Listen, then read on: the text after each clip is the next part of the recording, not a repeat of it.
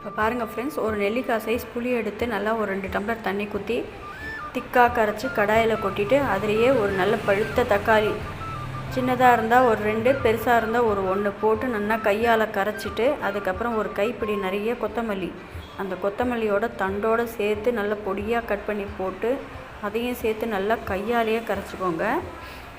அப்போ தான் அந்த கொத்தமல்லியோட வாசனையெல்லாம் அந்த ரசத்தில் இறங்கும். அப்போ ரசம் பார்த்திங்கன்னா அற்புதமான டேஸ்ட்டில் இருக்கும். இதே மாதிரி கரைச்சி செஞ்சோன்னாக்க இப்போ இதுலேயே நான் உப்பு மஞ்சப்பொடி போட்டேன். இப்போ இந்த ரசத்துக்கு ஏற்ற மாதிரி நம்ம அரைச்சி வச்ச பொடியை போட்டுடலாம். ஒரு 2 ஸ்பூன் பொடி போட்டால் போதும். நான் ஒரு 4 பேருக்கு ஏற்ற மாதிரி வச்சுருக்கேன். இப்போ அடுப்பை ஆன் பண்ணிக்கலாம். இப்போ பாருங்கள், நான் அடுப்பை ஆன் பண்ணிட்டேன். இப்போ ஒரு 2 ஸ்பூன் பொடி போட்டுக்கிறேன். அதுக்கு மேலே வேண்டாம். அதுக்கு மேலே போட்டோன்னா அந்த கண்டந்திப்பிலியோட வாசனை ஓவராக இருக்கும்.